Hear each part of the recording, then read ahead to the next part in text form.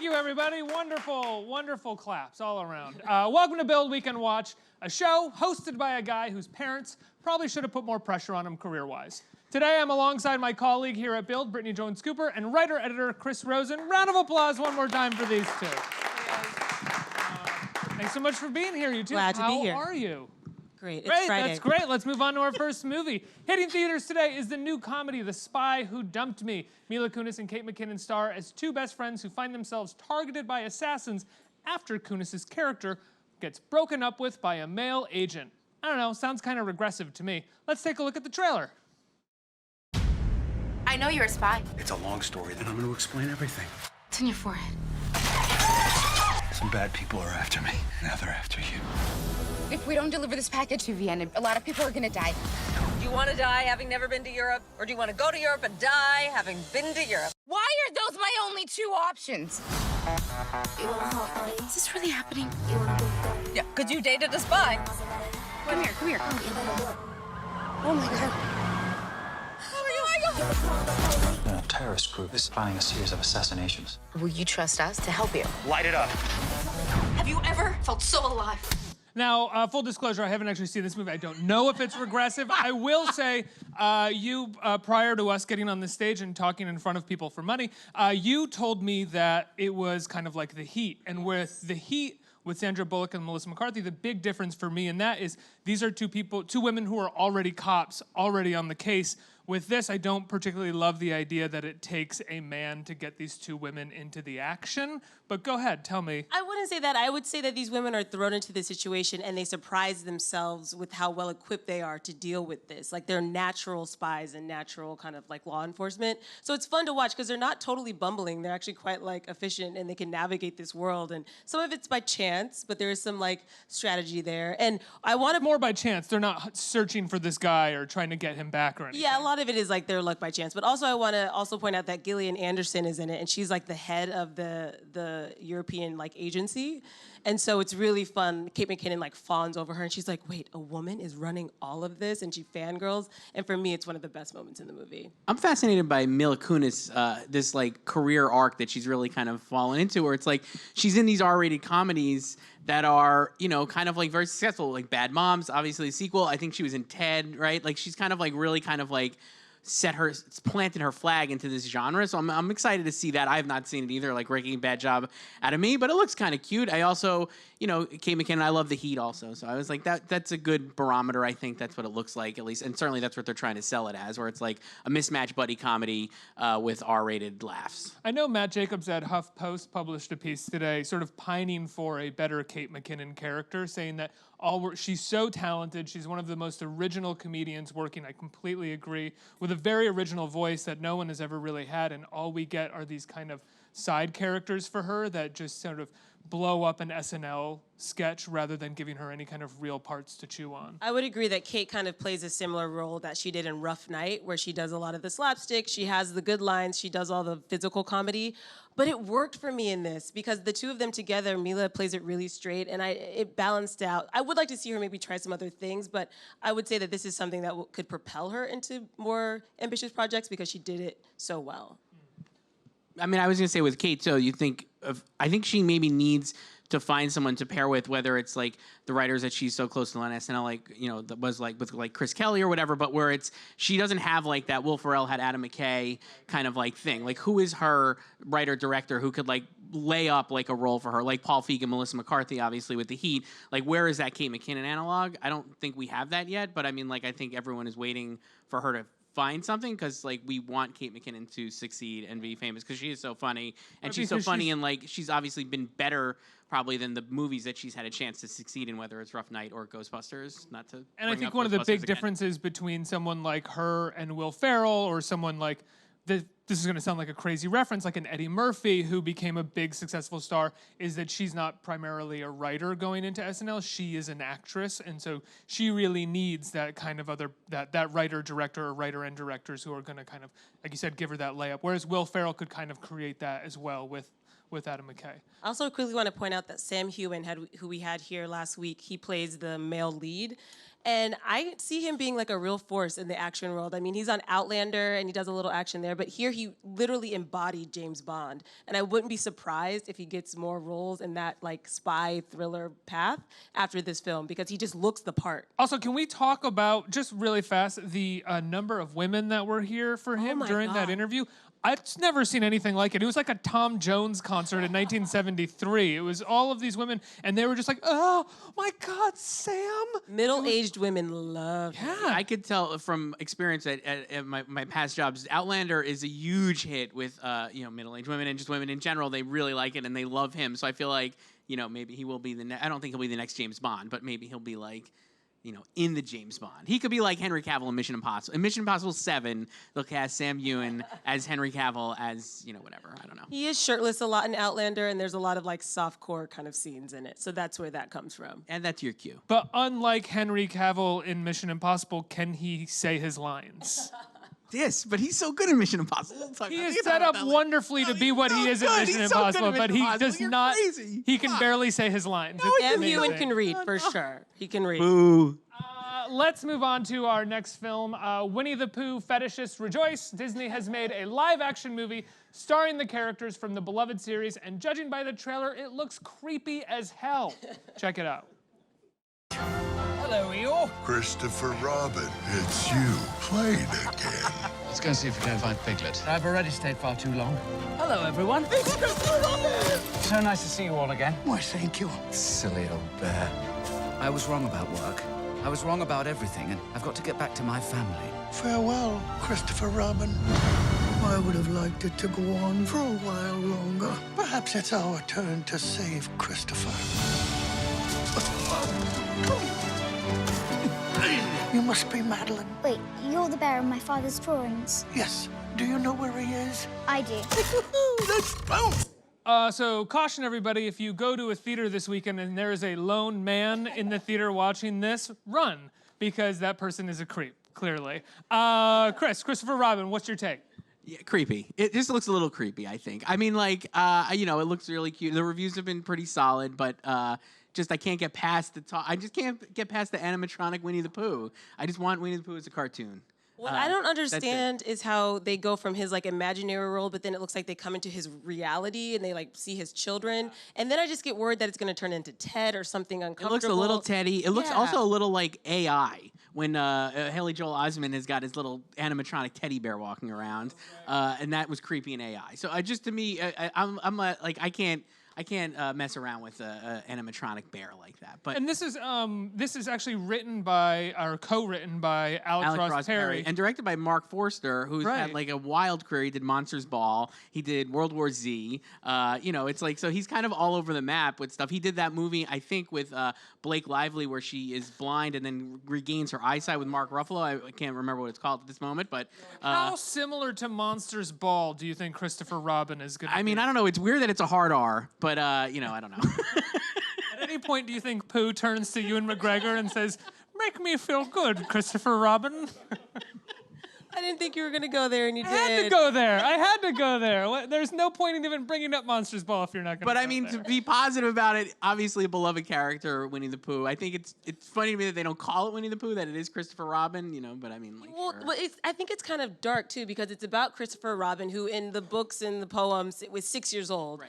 And now we're seeing him as an adult, and his job is to lay off people. So he has this really depressing life. He's like neglecting his family, and then he kind of finds Pooh, and he helps him get on the right path. But I'm just like, did we ever really care what happened to Christopher Robin as an adult? Is that something that people just wanted to watch Pooh dance around and ticker? I was never curious about that. Like, I don't care what happened to Clifford the Big Red Dog. Like, these people forever should be how they are. I didn't even remember there was a Christopher Robin until these movies started coming out the past couple years that were more about Christopher Robin. Like there was this one, and then there was the previous one with Donald. A.A. Milne. It was I forgot what that one was called. Which was like. Thank you, Donald Gleason and thank you. They saved me. But yeah, who was about A.A. Milne, but it was actually kind of like a Goodbye, hybrid Christopher Robin. I believe that one was called. Yeah.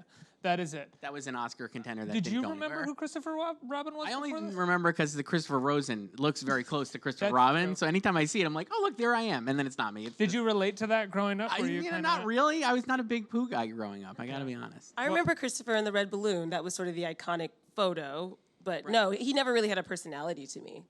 Yeah. Same. Let's move on to our next movie. It's set in 1993. It is The Miseducation of Cameron Post, and it follows Cameron, a teenage girl who is sent to a gay conversion treatment center. While there, she learns the error of her ways and leaves a healthy, happy, straight person.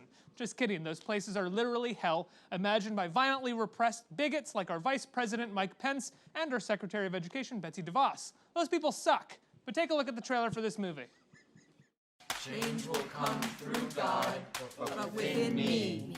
We're going to spend our time together investigating what led you here. In the past, I would resort to self-pleasure, but then when I learned that that was a sin also, I stopped. Cameron, your struggle is with the sin of same-sex attraction. You're facing the consequences of your actions, and it's ugly. Why does she give such a shit?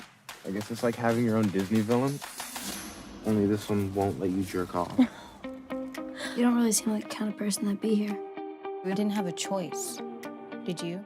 I like this movie. I've seen The Miseducation of Cameron Post, and what I like about this film is that I feel like I've seen this story before, not necessarily at a gay conversion treatment center, but usually when it's done, a teen story of any kind, the drama is very high, and everybody is very melodramatic, and there was something almost defiantly undercut within this, and very subtle about the drama, even when it had big dramatic moments, and I embraced that and kind of applauded the film for that. I do too, and I think that's because Chloe's character is just so confident in herself and sort of doesn't really feed into all of the stuff going on around her. So I think that took out some of that drama, and you could just sort of sit back and enjoy her journey in the story without it being too overdone. I agree. Yeah.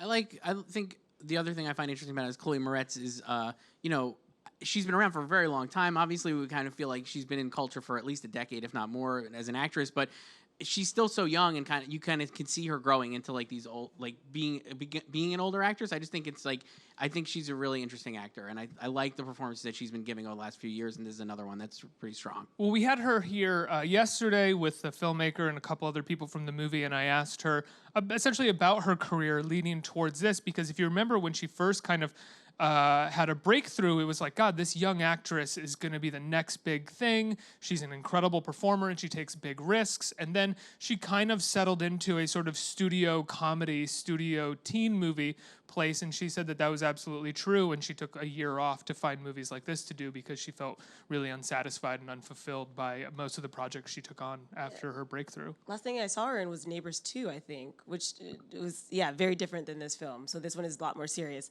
I loved it. I think once it goes to like Netflix or wherever, and it can just sit, that I can see a lot of young adults kind of discovering it and getting to like relate to this character and really feel seen on the screen. So I think it's a really great film, and I think it will reach the people it needs to reach. Yeah, I think that's important. Someone asked the question yesterday of me about this film, do you think anybody in the Midwest or where it needs to change minds will see it? And I said, I don't think that that's the point. People who are adults, their minds are made up. What will happen is that this movie will air late night on television or on television somewhere, and like a kid will see it, a teenager will see it, who actually needs to see it and needs to see that there are communities out there for them. Rather than like, a 45-year-old man who's flicking from Fox News to this and is like, oh, this is, I get it now. Yeah. I don't think that's going to happen. We're giving up on that guy. Yeah, he's gone. Yeah, he's gone. He's gone. He's out of this. No point. Yeah. What do you think of Sasha Lane, who was great in American Honey, obviously? She's my favorite. Yeah, she's fantastic. With American Honey and Hearts Beat Loud, she is a radiant force for the camera. You put her on screen and everything stops. She's an incredible find. And if anybody here hasn't seen American Honey from a few years ago, it's her first role. She was basically found on the street by this filmmaker, Andrea Arnold, and it's got Shia LaBeouf with a rat tail dancing to Rihanna in a Stop and Shop, and it's amazing. Go watch that movie. I think it's on Netflix or Amazon Prime. It's a really phenomenal film. Yeah. Shia had snubbed at the Oscars that year. I maintain he was awesome in it. Shia is snubbed at the Oscars every year. Anything he does. Retroactive for Fury. Yeah. All right now. Okay, next film. From the recently pardoned piece of excrement that brought you Hillary's America and Obama's America comes Dinesh DSouza's newest documentary, Death of a Nation. It explores the similarities between Donald Trump and Abraham Lincoln, LOL, as well as exposes the hidden secrets Democrats allegedly don't want getting out. He also voices over the whole movie in what sounds like an Urkel impression. Let's watch the trailer because it's so full of shit it makes me giddy. They say he's a racist. This was a white lash. And a fascist. Who are the real racists? The stakes could not be higher. We're talking about America, the greatest nation on earth. Lincoln saved America for the first time. It's now up to us to save America a second time. So the trailer, the piece of the trailer that we didn't necessarily didn't really give the whole gist of Dinesh DSouza's hypothesis statement, if you will, about Lincoln and Trump. Is what he is essentially saying is because the Democrats were the Southern Democrats were the ones for slavery during the Civil War, that Democrats are still essentially racist and for slavery, and Republicans are the ones fighting for freedom, and Democrats were also Nazis, is what he says in it, because he says the Nazis created the welfare state. It's a lot of unbelievable revisionist history that is so full of shit and obvious that it's almost fun to watch. He has forever been kind of crazy, and just like the Republican Party in general, he's gotten even crazier. And I have only seen the trailer for this, but I love it. I've watched it numerous times. I like how you're excited because it just makes me feel like depressed because all these conspiracy theories used to be isolated to YouTubes. I know because I have several family members who watch and believe them. But the fact that it's like on the big screen and they had this huge premiere in Washington, D.C. and it's getting like people are going to go watch this and believe it. A huge premiere that Donald Trump Jr. was at, and at the premiere said to the audience, we know that the Democratic Party is the closest thing to the Nazi Party Americans have ever had, which is just so, my God. I mean, it's essentially, something like this is fun for me because it's so transparent. It's just a right-winger going, well, they have said this about us, so how can we say that about them, whether there's evidence for it or not? It's the whole movie is basically like, I'm rubber, you're glue. Yes. That's their entire thing. So you're the Nazis, we're the Nazis, right? However it is. I'm fascinated that it's coming out in 1,000 theaters this weekend, which I think is the first documentary since Ben Stein's documentary, I think I read, that since it's being released in that many theaters. But I don't docs make money. Well, they have. Obama's America, I think, was his biggest hit, and it made like $30 million. I think him and Michael Moore have like about 4 or 5 each of like the top 15 grossing documentaries of all time. How many people do you think walked into Obama's America and were like, thought it was going to be Obama, great? let me check this out. Wait a second. And then it wasn't. So we'll see how this one does. I think I read that it was actually tracking poorly, which is a good sign maybe that people movies have apparently done increasingly worse. Increasingly worse. I just love this guy playing Abraham Lincoln. I mean, that guy, holy cow. Well, Funny or Die could not have found a better person to play Abraham Lincoln. And the other thing about it is David Ehrlich at IndieWire posted a really great screenshot of the cast of the movie. And do what this with you will, or how I've just screwed that phrase up. Do with this what you will. There we go. Thank you. Got it. I don't have cue cards, guys. I don't even have a prompter. I'm just running off my brain right now. Do with this what you will. The cast is mostly made up of what seemed like Eastern European and Russian people, and the funding, with the exception of Geraldo R. Mullen up there, is unknown. So do with this what you will. They also interview people like Richard Spencer, who's a well-known white nationalist. So, I mean, there's a lot of issues with this. Just too many to count. I just noticed the poster behind it's Trump and Lincoln's face melding together. God, yes. Yeah. That's a really nice. That's nice. That's like the Time magazine cover, but it was Trump and Putin. So this is great. I'm really psyched for the people who go see this weekend. Oh yeah. By the way, I am not going to see this movie. I just love the trailer. I love the trailer. It makes me laugh. Let's move on to some TV.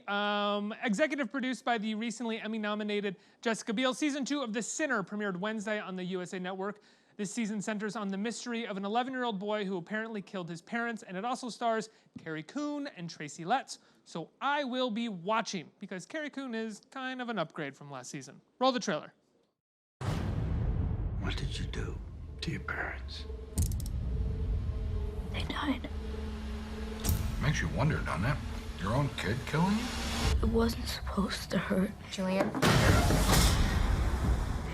Something might have happened to him. What kind of parents go on a trip and don't pack a bag for their kids? What were they planning on doing with him?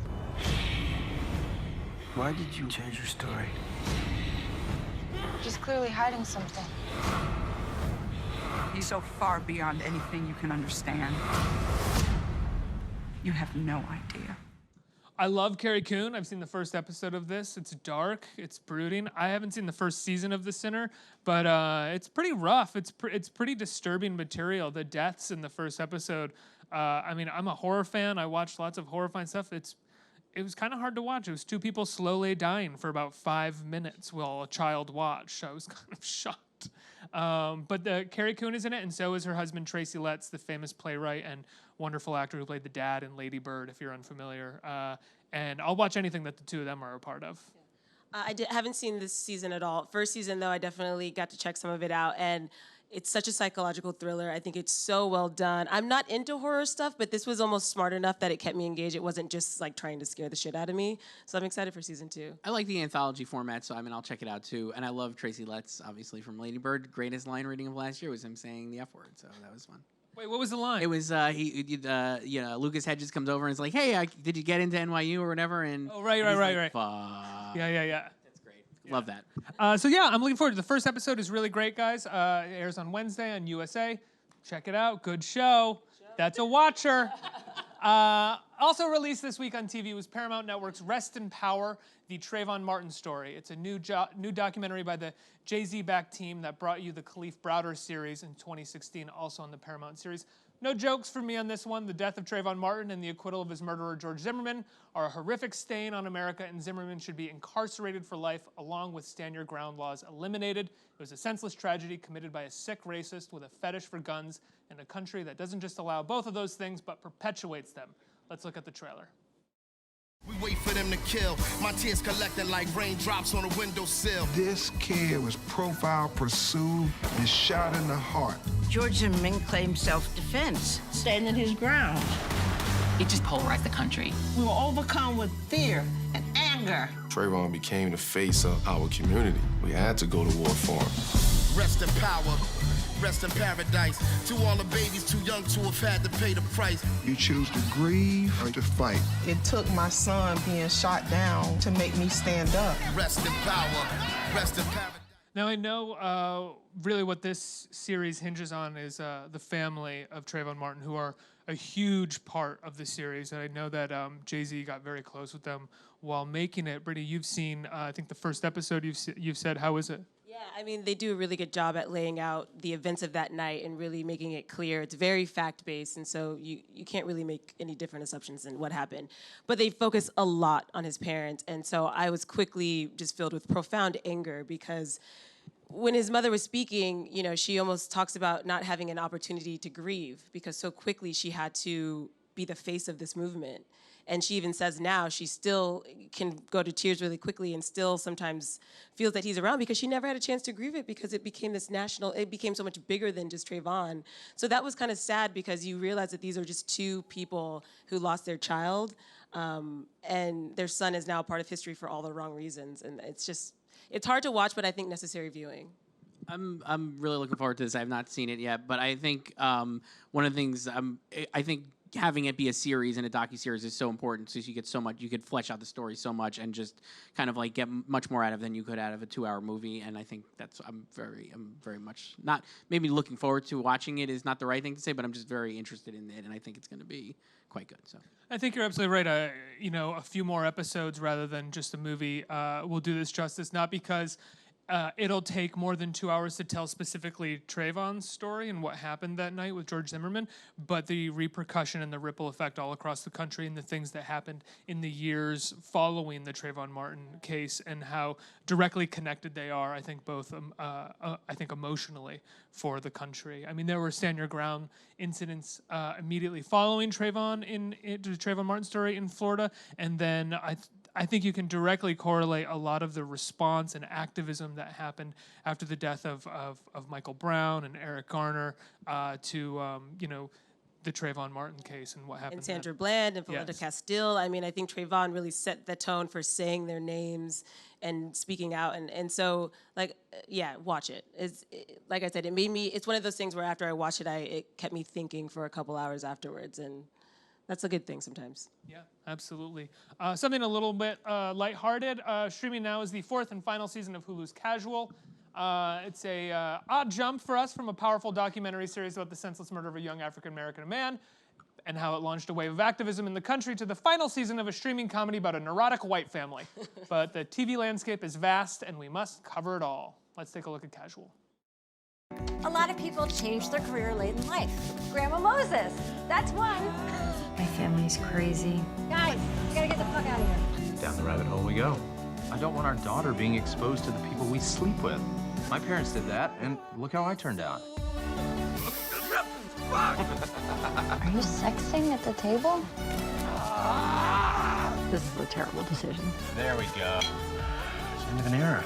Now, don't get sentimental. We're a weird, imperfect family. I'm gonna miss this. As I said in the intro to Casual, you know, the TV landscape is vast, and I think the three of us agree that Casual is a victim of the TV landscape being vast. Is it good? I don't know. It looks fun. Just there's too much on. But someday we'll pick it up, and you know it'll be fun to watch. But I don't know. I've not seen this new season any. I have heard it's good. I heard when the second season came out, people were saying, "No, Casual is really good," and I just kept saying, "I don't have time." I gotta be honest, I get it confused with Please Like Me sometimes, which was another show that was a peak TV show, and You're the Worst. All of these shows exist in the same file in my brain, but they're all different, and they're all incredibly good, apparently. I've watched a few of them. I have not watched Casual yet. The beautiful part about a show like Casual is that it's on Hulu, and it will live on Hulu. So at any point when TV sort of starts sucking, we now know that we can go watch 4 seasons of this great and very popular show. I'm looking forward to being in my 60s and being bored and retired. Well, I'm sorry. By then we'll be retiring at like 80. Never retiring. Yeah, we'll just never be retiring. When I have some free time in my 70s, I will go back and watch the final season of Casual because I heard. Remember this conversation? We'll be like, that was a great time. It's going to be so relevant in 30 years too. Yeah, it's going to be very relevant. It seems like it's Who am I gonna date? Social media. Also returning this weekend is season 3 of HBO's animated series Animals, where this season guest stars include Demi Moore, Tracy Morgan, John Mulaney, and even former OJ prosecutor Marsha Clark. I love this show. I don't necessarily keep up with it, but every time I watch it, I love it. It reminds me of the cartoons that used to be on MTV when I was younger, like The Head, Liquid Television, Beavis and Butthead. Check it out. Hi, everybody. I feel like I don't have that much of a commanding voice. I was gonna say, Jeremy, can you come up here? Today, you die.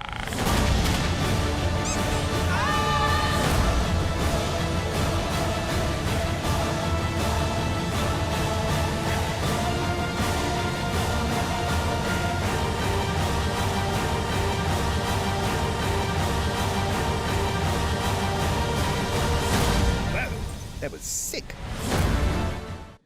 It is very much in the vein of the shows that I referenced that I have a very fond nostalgia for because I really grew up with MTV on all the time at a very young age. So even the shows that were like too early for my development for me to understand in the process of my development, I really loved like Liquid Television and Beavis and The Head and The Max and all of those shows. It's nice to know that legacy carried on now to Animals. That's good.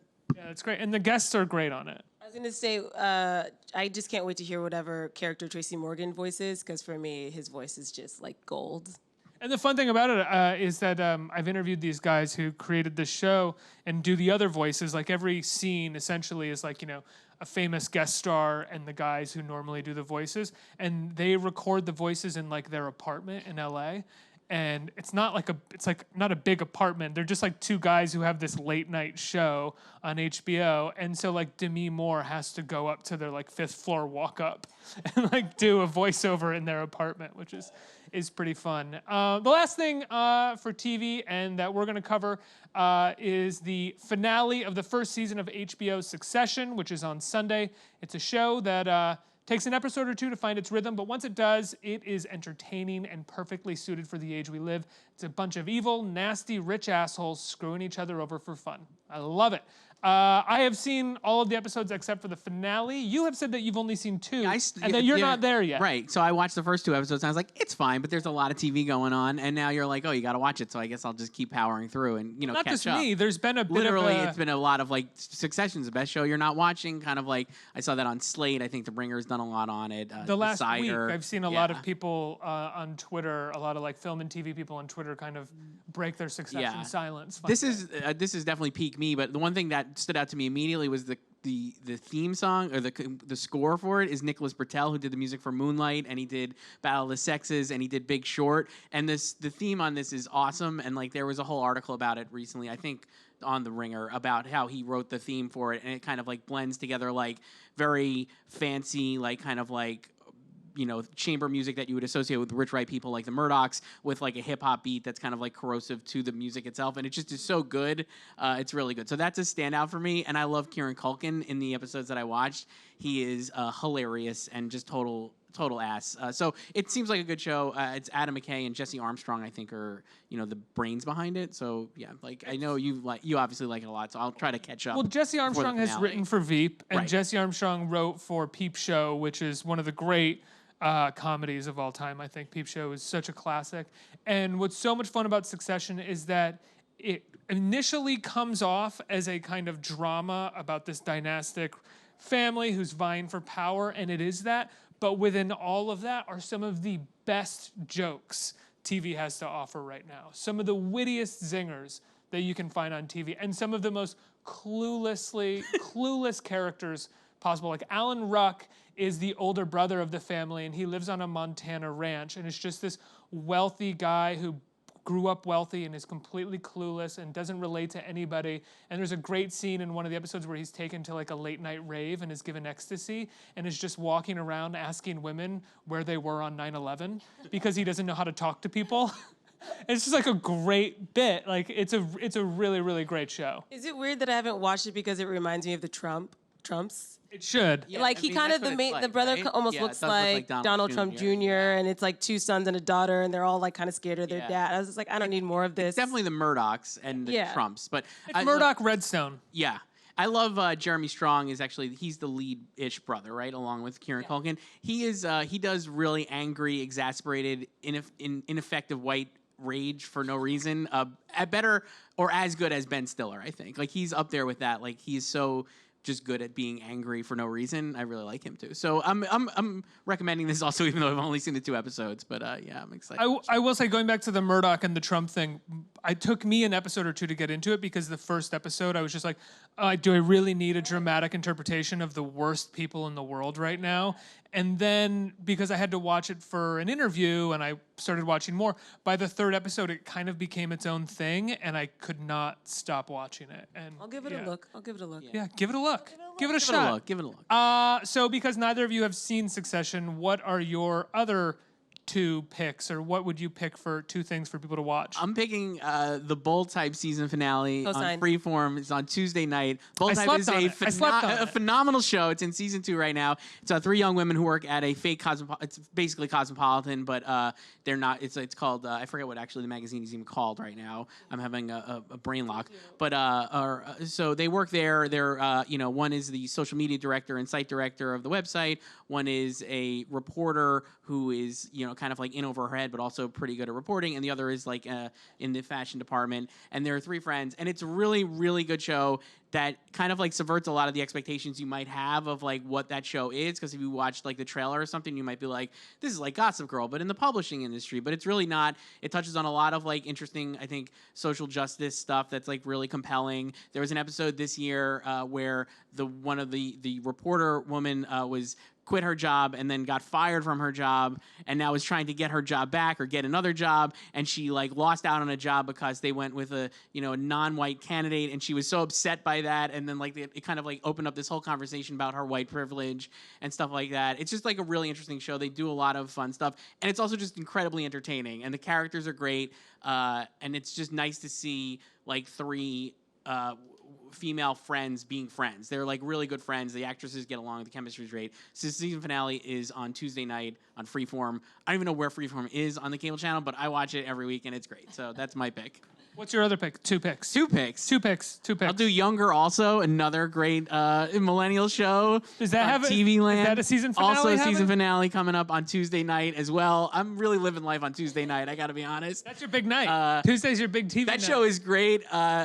We watched all of Younger. My wife and I just had a baby recently. We watched all of Younger overnight feeding and stuff like that. It's a really watchable show. You could just put it on. It's also on Hulu. And Sutton Foster on it is great. She's so funny. She plays a woman who is 40, I think, or 41 years old, pretending to be a 25-year-old to get a job in this publishing house. It's completely unbelievable, but it's awesome. I think you'd like it. Those are my picks. I'm going to co-sign the bold type. Do that up. That's I'm going to good. be bold, see what I did there, and say that it is like Sex in the City. Yes. But they actually tackle real issues, and it's more realistic and relatable. I think that's fair. It's Yeah, really- and I really love good. it. I mean, as a woman, I'm like, oh, these are the female friendships that you want to like really have, and they do a really great job. So that and The Spy Who Dumped Me. Go to the theater and see it. It's really, really fun. I laughed out loud several times. It maybe is like 20 minutes too long, but you know, it's a good one.